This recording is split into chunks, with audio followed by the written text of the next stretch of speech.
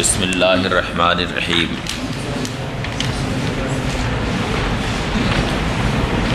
کل باب ما جاء من الرخصہ میں دو حدیثیں آپ حضرات نے پڑھی۔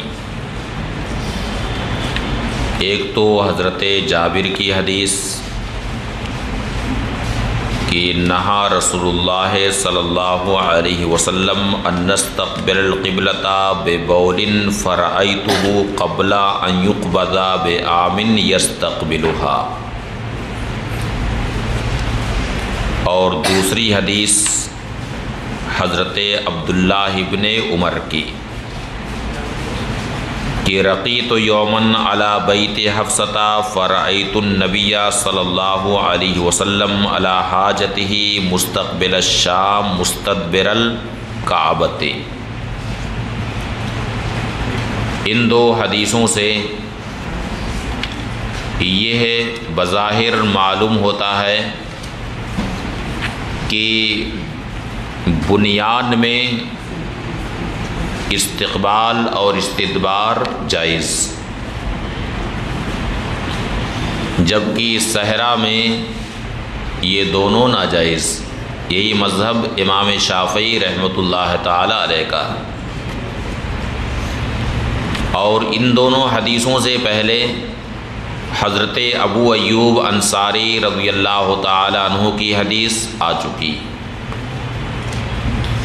ان احادیث میں بظاہر تعارض معلوم ہوتا۔ اس تعلق سے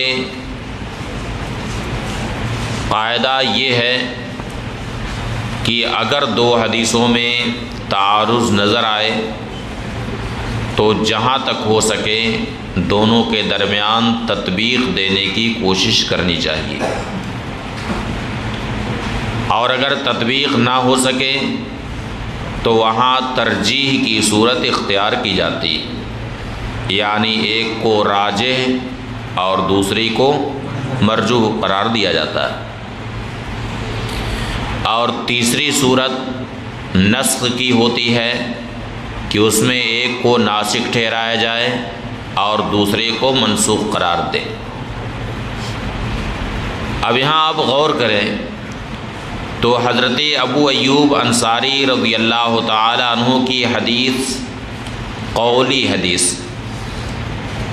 کیسی حدیث ہے؟ قولی، یعنی وہ نبی کریم صلی اللہ علیہ وسلم کا قول ہے، ارشاد۔ باقی حضرت جابر کی حدیث ہو یا حضرت عبداللہ ابن عمر کی حدیث ہو، یہ دونوں حدیثیں فعلی۔ حدیث قولی اور حدیث فعلی میں جب تعارض ہوتا ہے اس وقت حدیث قولی کو ترجیح دی جاتی ہے، اس لیے حضرت ابو ایوب انصاری رضی اللہ تعالی عنہ کی حدیث وہ کیا ہے؟ راجح ہے۔ دوسری بات یہ ہے کہ حضرت جابر کی حدیث ہو یا حضرت عبداللہ ابن عمر کی حدیث، دونوں حدیثوں میں ایک واقعے کا بیان ہے، ایک واقعے کا بیان ہے۔ حضرت جابر نے ایک واقعہ بیان کیا کہ میں نے ایسا کرتے دیکھا، ایک مرتبہ کا واقعہ بیان کیا۔ اسی طرح سے حضرت عبداللہ ابن عمر نے بھی ایک مرتبہ کا واقعہ بیان کیا کہ میں نے ایسا کرتے دیکھا۔ تو ان دونوں حدیثوں میں ایک واقعے کا بیان، اور قاعدہ یہ ہے کہ واقعۃ حال لا عموم لہا، یعنی کوئی واقعہ کسی خاص وقت میں پیش آ گیا ہے تو اب اس سے عموم پر استدلال نہیں کیا جاتا ہے، اس سے عام احوال پر استدلال نہیں کیا جاتا، بلکہ وہاں پر کوئی خاص وجہ رہی ہوگی جس کی وجہ سے ایسا ہوا۔ اسی لیے یہ مسلمہ ضابطہ ہے کہ واقعۃ حال لا عموم لہ، کوئی واقعہ فی الحال پیش آیا تو اس کے لیے عموم نہیں ہوتا۔ اس کی بہت ساری مثالیں احادیث میں ملتی ہیں، مثلاً ہدایہ میں آپ نے وہ حدیث پڑھی ہوگی، ابھی اس کتاب میں بھی وہ حدیث آ رہی ہے کہ آتا النبی صلی اللہ علیہ وسلم سباتۃ قوم فبال قائما. یہ حدیث پڑھے ہیں کہ نہیں؟ کہ ایک قوم کے گھور کے پاس تشریف لے آئے تو وہاں کھڑے ہو کر کے پیشاب فرمایا. تو یہ ایک واقعہ پیش آیا، کسی وجہ سے یہ واقعہ پیش آیا، کوئی اس کی وجہ تھی، لیکن اب اس کا یہ مطلب نہیں ہے کہ اس حدیث شریف کو سامنے رکھ کر کے کوئی یہ کہے کہ کھڑے ہو کر کے پیشاب کرنا جائز ہے اور عموم پر استدلال کرے، تو ایسا نہیں ہو سکتا. اس لیے فقہاء کا، محدثین کا یہ ضابطہ ہے واقعۃ حال لا عموم لہ. کوئی واقعہ فی الحال پیش آ گیا کسی وجہ سے تو اس کے لیے عموم نہیں ہوتا. تو حضرت عبداللہ بن عمر کی حدیث ہو یا حضرت جابر کی حدیث ہو، دونوں میں ایک ایک واقعے کا بیان ہے، اس لیے اس سے عموم احوال پر استدلال نہیں کیا جا سکتا. اس کے برخلاف حضرت ابو ایوب انصاری کی جو حدیث ہے وہ صاف اور صریح طریقے پر وہ حدیث شریف قولی ہے، جس میں علی الاطلاق قضاء حاجت کے وقت استقبال قبلہ اور استدبار قبلہ سے منع کیا گیا ہے. اس لیے اس سے عموم پر استدلال کیا جائے گا کہ قضاء حاجت کے وقت قبلہ کی طرف منہ کرنا یا اس کی طرف پیٹھ کرنا مطلقاً ناجائز ہے، خواہ کوئی صحرا میں ہو یا بنیاد میں ہو. سمجھ گئے؟ اور ان سب جوابات کے علاوہ حضور صدر الشریعہ علیہ رحمت و رضوان نے ایک الگ تھلگ جواب دیا، اور وہ جواب بہت ہی زیادہ فقہی بصیرت پر مبنی. صدر الشریعہ علیہ رحمٰن نے جواب یہ دیا ہے کہ اگر کوئی شخص کعبہ اطہر کو اپنی نگاہوں سے دیکھ رہا ہو،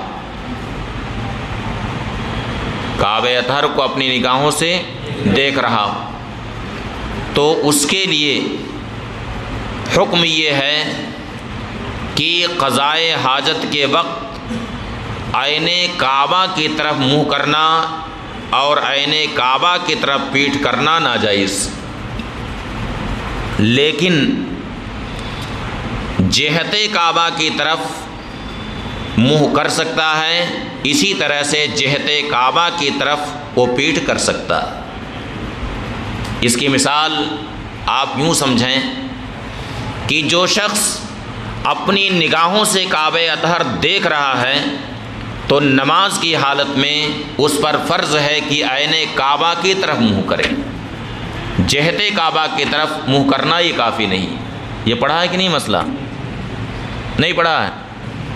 ہدایہ میں، ہدایہ اولین میں نہیں پڑھا ہے؟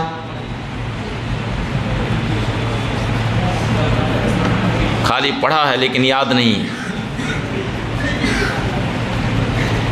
تو ایک ہے عین کعبہ کا استقبال اور ایک ہے جہت کعبہ کا استقبال. اب یہاں سے مثلاً نقطۂ مغرب سے قریب 4 ڈگری اس طرف یعنی دکن کی طرف کعبہ اطہر کدھر ہے؟ نقطۂ مغرب سے 4 ڈگری ادھر کو جھکا ہوا. تو اگر اس طرف رخ کیا جائے تو یہ عین کعبہ کا استقبال ہوا. لیکن فقہائے کرام یہ فرماتے ہیں کہ 45 ڈگری ادھر اور 45 ڈگری ادھر، اس کے اندر اگر کسی نے رک کر کے نماز پڑھ لیا تو نماز اس کی ہو جائے گی. اس لیے کہ اگرچہ عین کعبہ کا استقبال اس نے نہیں کیا ہے مگر جہت کعبہ کا استقبال اس نے کر لیا، اس لیے اس کی نماز ہو جائے گی. لیکن یہ وسعت کس کے لیے ہے؟ یہ گنجائش کس کے لیے ہے؟ جو اپنی نگاہ سے کعبہ اطہر کو نہ دیکھ رہا ہو. لیکن اگر کوئی اپنی نگاہ سے کعبہ اطہر دیکھ رہا ہے، جیسے حرم پاک میں پہنچ گیا، تو اب اس پر فرض ہے کہ عین کعبہ کی طرف منہ کرے جہت کعبہ کی طرف، یعنی وہ یہ سوچے کہ 45 ڈگری میں ادھر ہٹ جاؤں، 45 ڈگری ادھر ہٹ جاؤں، تو اس کی گنجائش اس کے لیے نہیں۔ یہ پڑھا ہے کہ نہیں یہ مسئلہ؟ تو حضرت صدر الشریعہ فرماتے ہیں کہ اگر کوئی کعبہ اطہر دیکھ رہا ہو اپنی نگاہ سے تو اس کے لیے قضائے حاجت کے وقت عین کعبہ کا استقبال اور استدبار وہ ناجائز، لیکن جہت کعبہ کا استقبال اور استدبار اس کے لیے جائز، جو کعبہ اطہر دیکھ رہا ہو۔ ہاں جو کعبہ اطہر نہیں دیکھ رہا تو اس کے لیے دونوں ناجائز، عین کعبہ کی طرف منہ کرنا، اس کی طرف پیٹھ کرنا وہ بھی ناجائز ہے، اور جہت کعبہ کی طرف منہ کرنا اور اس کی طرف پیٹھ کرنا وہ بھی کیا ہے؟ دونوں ناجائز۔ سمجھ بات آئی؟ یہ قاعدہ سمجھ میں آ گیا؟ تو حضرت صدر الشریعہ فرماتے ہیں کہ نبی کریم صلی اللہ علیہ وسلم گو کہ مدینہ طیبہ میں تشریف فرما تھے، لیکن یعنی جس وقت کا یہ واقعہ اس وقت کہاں تشریف فرما تھے؟ کہاں کا واقعہ ہے؟ مدینہ طیبہ کا۔ حضرت عبداللہ بن عمر نے جو بیان فرمایا ہو کہاں کا واقعہ ہے؟ صاف دکھا رقیت علی بیت حفصہ، کہاں کا واقعہ ہے؟ اس وقت کہاں تشریف فرما تھے؟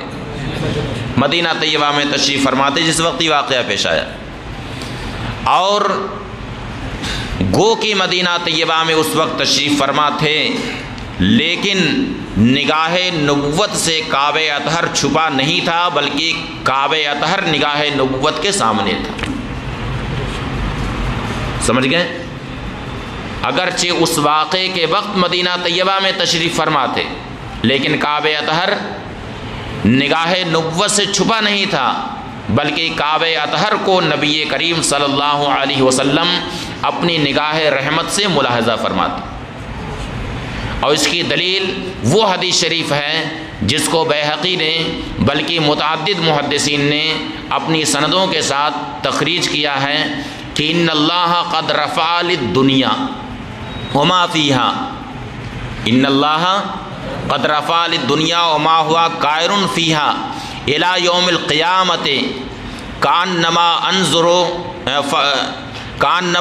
الی کفی ھذا، ان اللہ قد رفع للدنیا وما ہوا کائر فیہا الی یوم القیامت، یعنی اللہ تعالیٰ نے دنیا بلکہ کائنات کی ساری چیزوں کو میری نگاہوں کے سامنے کر دیا، تو میں کائنات کی ساری چیزوں کو اس طرح سے ملاحظہ فرماتا ہوں جیسے کہ اپنے ہاتھ کی ہتھیلی دیکھتا ہوں، جیسے اپنے ہاتھ کی ہتھیلی دیکھتا ہوں۔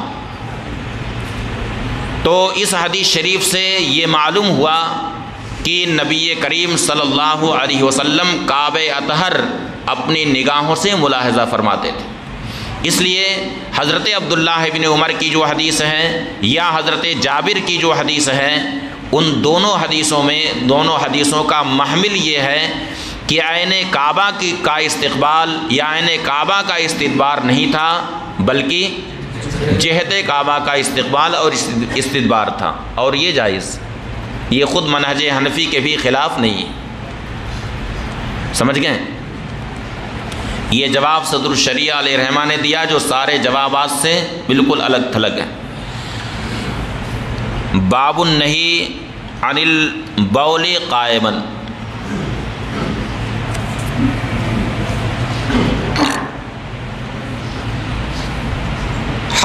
یہ باب ہے کھڑے ہو کر پیشاب کرنے سے نہیں کے بیان میں۔ کھڑے ہو کر کے پیشاب کرنا یہ منع ہے، حدیث شریف میں اس سے ممانعت آئی ہے، متعدد حدیثوں میں اس سے ممانعت آئی ہے۔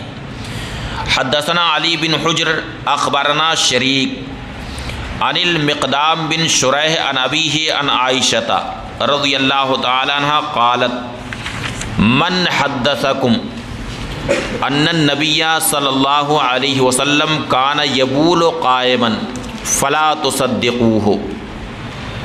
ام المؤمنین فرماتی ہیں کہ جو تم سے یہ بیان کرے کہ نبی کریم صلی اللہ علیہ وسلم کھڑے ہو کر کے پیشاب فرماتے تھے، فلا تصدقوہ، تو اسے سچ مت ماننا، اس کی تصدیق مت کرنا، ما کان یبول الا قائدا، نبی کریم صلی اللہ علیہ وسلم بیٹھ کر ہی پیشاب فرماتے تھے۔ وفی الباب، اس باب میں حضرت عمر اور حضرت بریدہ اسلمی رضی اللہ تعالی عنہما سے روایت۔ قال ابو عیسیٰ، امام ترمذی فرماتے ہیں، حدیث عائشہ احسن شیء فی ھذا الباب واصح، ام المؤمنین عائشہ صدیقہ رضی اللہ تعالی عنہا کی حدیث اس باب میں سب سے حسن اور صحیح ہے۔ وحدیث عمر انما روی من حدیث عبد الکریم بن ابی المخارق، اور حضرت عمر کی حدیث عبد الکریم ابن ابی المخارق کی ہی حدیث سے مروی ہے، جس کی روایت انہوں نے عن نافع عن ابن عمر عن عمر رضی اللہ تعالی عنہم کی ہے۔ قال، حضرت عمر فاروق رضی اللہ تعالی عنہ فرماتے ہیں کہ نبی کریم صلی اللہ علیہ وسلم نے مجھے کھڑے ہو کر کے پیشاب کرتے دیکھا، فقال، تو ارشاد فرمایا، یا عمر لا تبل قائما، اے عمر کھڑے ہو کر کے پیشاب مت کرو۔ فرماتے ہیں، فما بلت قائما بعد، اس کے بعد سے پھر کبھی بھی میں نے کھڑے ہو کر کے پیشاب نہیں کیا۔ وَإِنَّمَا رَفَعَ هَذَا الْحَدِيثَ عبد الکریم بن ابی المخارق، اس حدیث کو مرفوعاً صرف کس نے روایت کی ہے؟ عبد الکریم ابن ابی المخارق نے، وَهُوَ ضعیف عند اہل الحدیث، اور عبد الکریم ابن ابی المخارق وہ محدثین کے نزدیک ضعیف۔ ضعف ہو ایوب السختیانی وتکلم فیہ، ایوب سختیانی نے انہیں ضعیف کہا ہے اور ان کے بارے میں کلام کیا۔ وَرَوَى عبید اللہ عن نافع عن ابن عمر، اور عبید اللہ نے نافع سے روایت کی، وہ حضرت عبداللہ ابن عمر سے روایت کرتے ہیں۔ وہ فرماتے ہیں کہ حضرت عمر فاروق رضی اللہ تعالی عنہ نے فرمایا، ما بلت قائما منذ اسلمت، جب سے میں اسلام لے آیا میں نے کبھی بھی کھڑے ہو کر کے پیشاب نہیں کیا۔ تو یہ حدیث شریف عبید اللہ نے روایت کی ہے نافع سے، اس سے یہ ظاہر ہوتا ہے کہ یہ حدیث موقوف ہے، جبکہ عبد الکریم ابن ابی المخارق نے اس حدیث کی روایت کیسے کی ہے؟ مرفوعاً کی۔ وَهَذَا أَصَحُّ مِنْ حَدِيثِ عبد الکریم، اور یہ عبد الکریم ابن ابی المخارق کی حدیث سے زیادہ صحیح۔ وَحَدِيثُ بُرَيْدَةَ فِي هَذَا غَيْرُ مَحْفُوظٍ، اور بریدہ کی حدیث، بریدہ ابن الحصیب اسلمی کی حدیث اس بارے میں غیر محفوظ ہے۔ کیا ہے؟ غیر محفوظ ہے۔ غیر محفوظ کس حدیث کو کہتے ہیں؟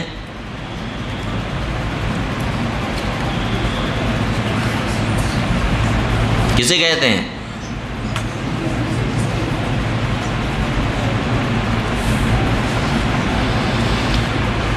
کوئی ثقہ راوی اپنے سے زیادہ ثقہ راوی کی مخالفت کرے تو جو اوثق ہے اس کی روایت کو محفوظ کہا جاتا ہے۔ کیا کہا جاتا ہے؟ محفوظ کہا جاتا ہے۔ اور ثقہ راوی کی جو روایت ہے اس کی روایت کو غیر محفوظ، یہ تو بڑی آسانی سے آپ نے بتا دیا، اسے شاذ کہا جاتا ہے۔ کیا کہا جاتا ہے؟ شاذ۔ اور اگر کوئی ضعیف راوی ثقہ راوی کے خلاف روایت کرے تو ثقہ کی روایت کو معروف کہا جاتا ہے۔ اور ضعیف راوی کی روایت کو غیر معروف کہا جاتا ہے، اسے منکر کہا جاتا ہے۔ کیا کہا جاتا ہے؟ منکر۔ تو فرماتے ہیں کہ حضرت بریدہ کی حدیث اس باب میں غیر محفوظ ہے۔ اب پہلی حدیث شریف میں جو نہیں کا ذکر ہے، یعنی کھڑے ہو کر پیشاب کرنے سے جو نہیں وارد ہوئی ہے، تو یہ نہی تحریم ہے یا نہی تعدیب ہے؟ تو امام ترمذی فرماتے ہیں وَمَعْنَى النَّهْيِ عَنِ الْبَوْلِ قَائِمًا عَلَى التَّعْدِيبِ، کھڑے ہو کر پیشاب کرنے سے جو نہیں کا معنی ہے وہ تعدیب پر محمول ہے، یعنی نہی تعدیب پر محمول ہے، لا علی التحریم، نہی تحریم پر محمول نہیں۔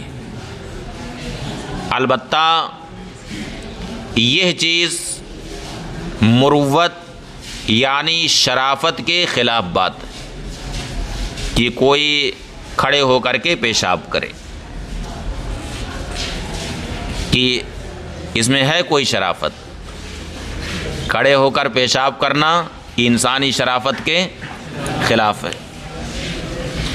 ہاں اگر کوئی عذر ہے تو عذر کی بات الگ ہے، جس کی وجہ سے بیٹھنا مشکل ہو۔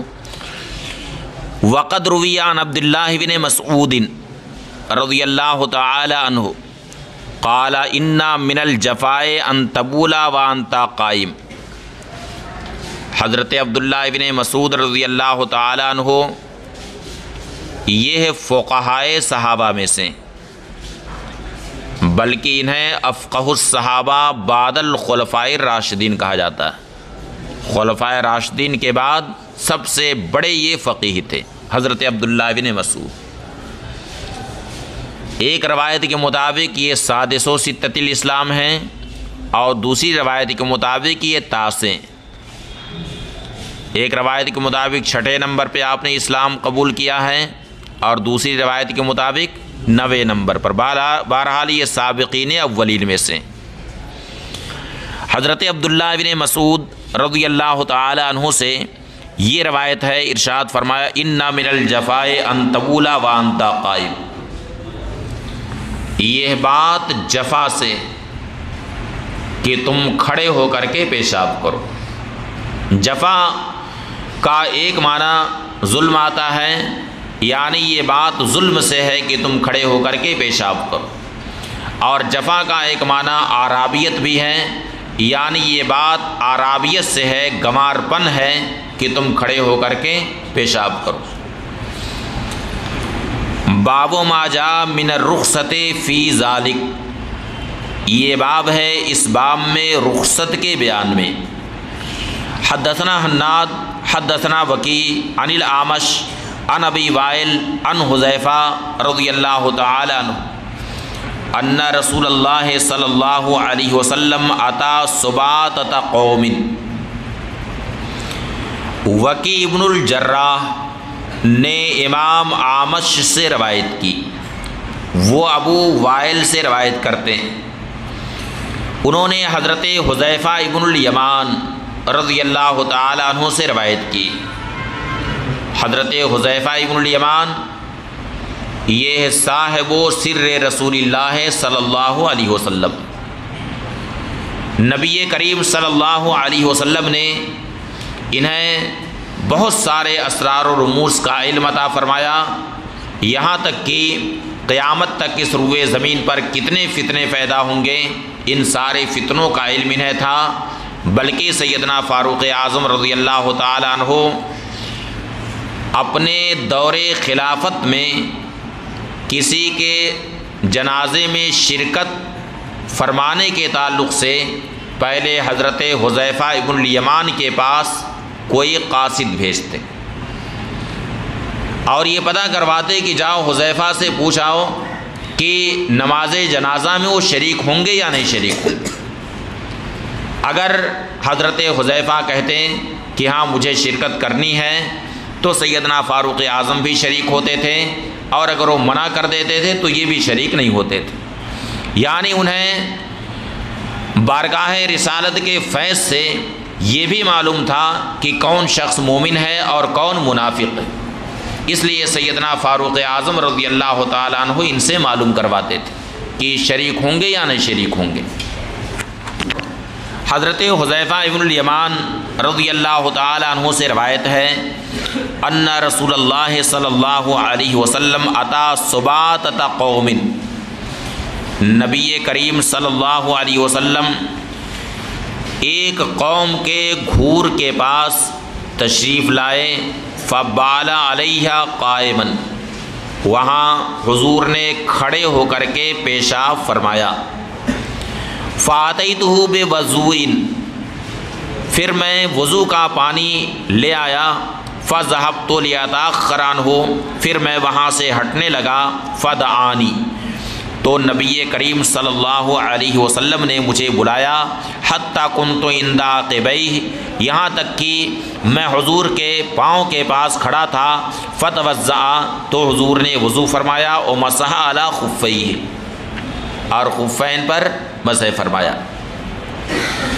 اب اس حدیث شریف میں یہ ہے کہ اس گھور کے پاس نبی کریم صلی اللہ علیہ وسلم نے کھڑے ہو کر کے پیشاب فرمایا، جبکہ ام المومنین یہ فرما رہی ہیں کہ جو تم سے یہ بات کہے کہ کانا یبول قائمن، کہ کھڑے ہو کر کے پیشاب فرماتے تھے، اس کی بات مت ماننا۔ تو ان دونوں حدیثوں میں اور یہاں کہنے والے یعنی کھڑے ہو کر کے پیشاب فرمانے کی جو روایت ہے، یہ روایت کس نے کی ہے؟ حضرت حذیفہ نے۔ ان کے علاوہ حضرت مغیرہ ابن شعبہ نے بھی کی۔ آپ لوگوں نے ہدایہ میں کن کی روایت سے پڑھا؟ حضرت مغیرہ ابن شعبہ کی روایت سے آپ نے پڑھا۔ تو اب ان دونوں حدیثوں میں بظاہر تعارض معلوم ہوتا ہے، لیکن حقیقت میں کوئی تعارض نہیں، اس لیے کہ ام المومنین کیا فرما رہی ہیں کہ جو تم سے یہ کہے من حدثکم ان النبی صلی اللہ علیہ وسلم کان یبول قائما، کان یبول یہ ہے فعل استمراری، کیا ہے یہ؟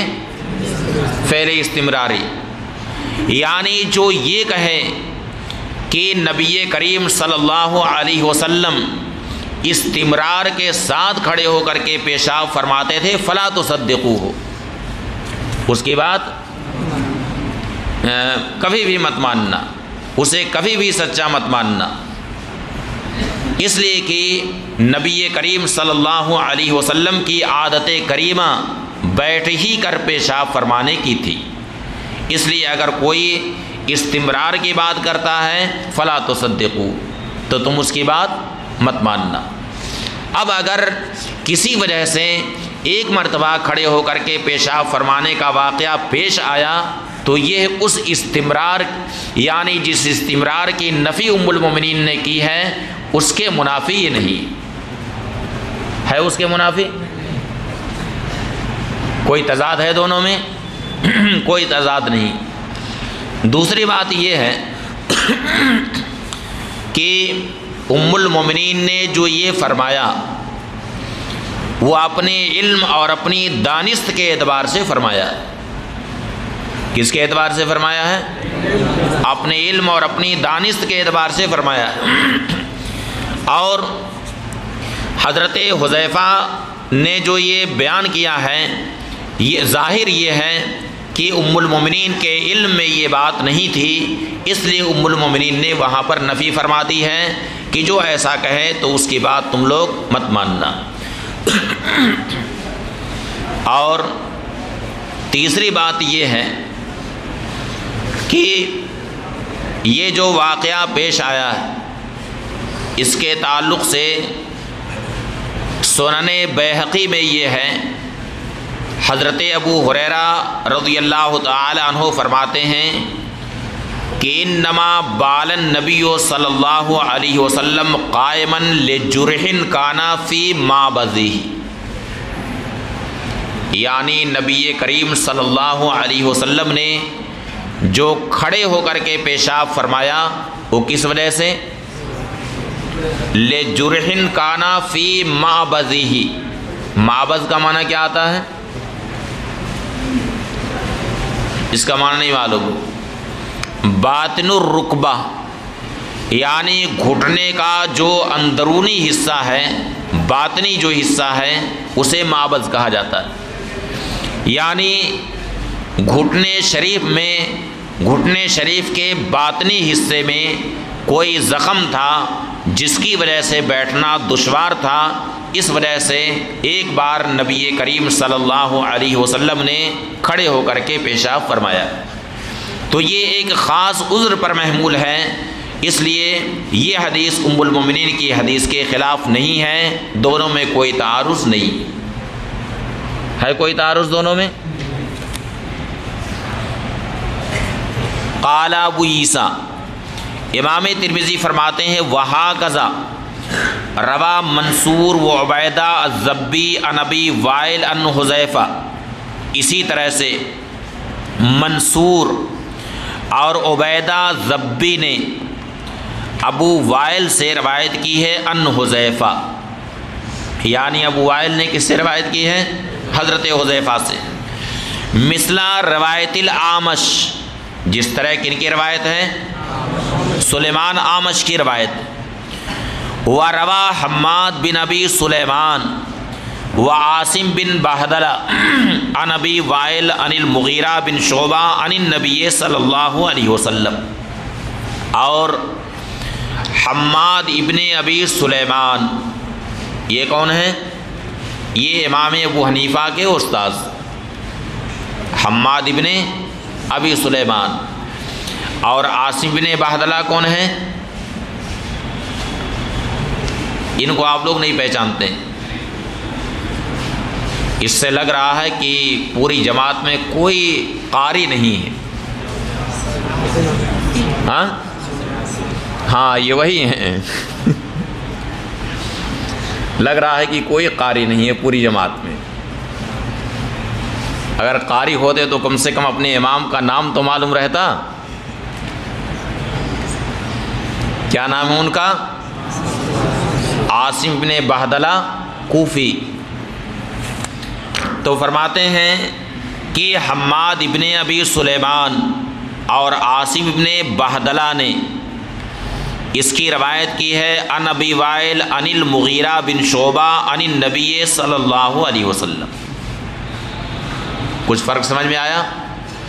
یعنی امام سلیمان اعمش اور منصور ابن المعتمر اور عبیدہ ضبی نے جب اس حدیث کی روایت کی تو انہوں نے کہا عن ابی وائل عن حذیفہ، لیکن حماد ابن ابی سلیمان اور عاصم بن بہدلہ نے جب ابو وائل سے روایت کی تو عن حذیفہ کہنے کے بجائے کیا کہا؟ عن المغیرہ بن شعبہ عن النبی صلی اللہ علیہ وسلم۔ فرق سمجھ گئے؟ اب ان دونوں میں صحیح زیادہ کیا ہے؟ امام ترمذی فرماتے ہیں وحدیث ابی وائل عن حذیفہ اصح، اور ابو وائل عن حذیفہ کی حدیث یہ زیادہ صحیح، یعنی عن المغیرہ بن شعبہ کے بجائے عن حذیفہ یہ زیادہ صحیح۔ وجہ یہ ہے کہ عن ابی وائل عن حذیفہ جن حضرات نے روایت کی ہے ان میں امام سلیمان اعمش ہیں، منصور ابن المعتمر ہیں، عبیدہ ضبی ہیں، اور یہ سب اعلیٰ درجے کے ثقات، یہ سب اعلیٰ درجے کے ثقہ راوی۔